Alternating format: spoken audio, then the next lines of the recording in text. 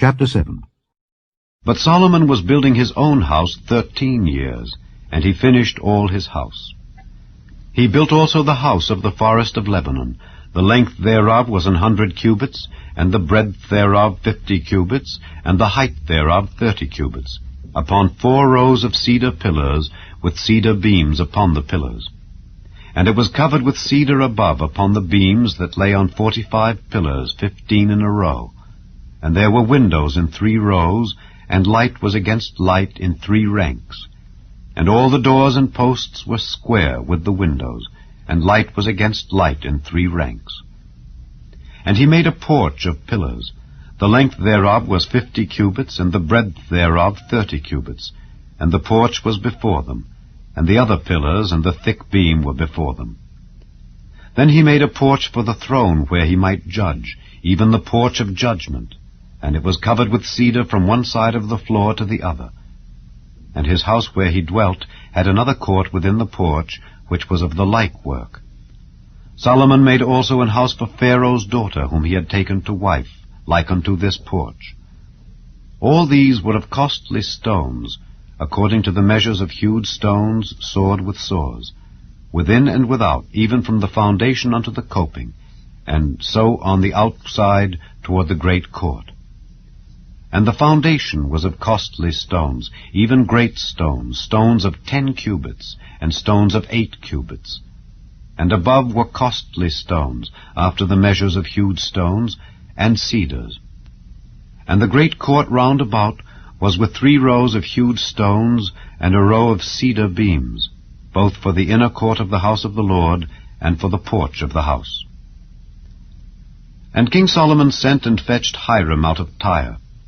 He was a widow's son of the tribe of Naphtali, and his father was a man of Tyre, a worker in brass. And he was filled with wisdom and understanding, and cunning to work all works in brass. And he came to King Solomon, and wrought all his work. For he cast 2 pillars of brass of 18 cubits high apiece, and a line of 12 cubits did compass either of them about. And he made 2 chapiters of molten brass to set upon the tops of the pillars. The height of the one chapiter was 5 cubits, and the height of the other chapiter was 5 cubits. And nets of checker work, and wreaths of chain work for the chapiters which were upon the top of the pillars, 7 for the one chapiter, and 7 for the other chapiter. And he made the pillars, and 2 rows round about upon the one network, to cover the chapiters that were upon the top with pomegranates. And so did he for the other chapiter. And the chapiters that were upon the top of the pillars were of lily work in the porch, 4 cubits. And the chapiters upon the 2 pillars had pomegranates also above, over against the belly which was by the network. And the pomegranates were 200 in rows round about upon the other chapiter. And he set up the pillars in the porch of the temple, and he set up the right pillar, and called the name thereof Jachin. And he set up the left pillar, and called the name thereof Boaz. And upon the top of the pillars was lily work. So was the work of the pillars finished. And he made a molten sea, 10 cubits from the one brim to the other. It was round all about, and his height was 5 cubits, and a line of 30 cubits did compass it round about. And under the brim of it round about there were knops compassing it, 10 in a cubit, compassing the sea round about. The knops were cast in 2 rows when it was cast. It stood upon 12 oxen, 3 looking toward the north, and 3 looking toward the west, and 3 looking toward the south, and 3 looking toward the east. And the sea was set above upon them, and all their hinder parts were inward. And it was an handbreadth thick, and the brim thereof was wrought like the brim of a cup, with flowers of lilies. It contained 2,000 baths. And he made 10 bases of brass. 4 cubits was the length of one base, and 4 cubits the breadth thereof, and 3 cubits the height of it. And the work of the bases was on this manner. They had borders, and the borders were between the ledges. And on the borders that were between the ledges were lions, oxen, and cherubims, and upon the ledges there was a base above. And beneath the lions and oxen were certain additions made of thin work. And every base had 4 brazen wheels and plates of brass, and the four corners thereof had undersetters. Under the laver were undersetters molten at the side of every addition. And the mouth of it within the chapiter and above was a cubit, but the mouth thereof was round after the work of the base, a cubit and a half. And also upon the mouth of it were gravings with their borders, foursquare, not round.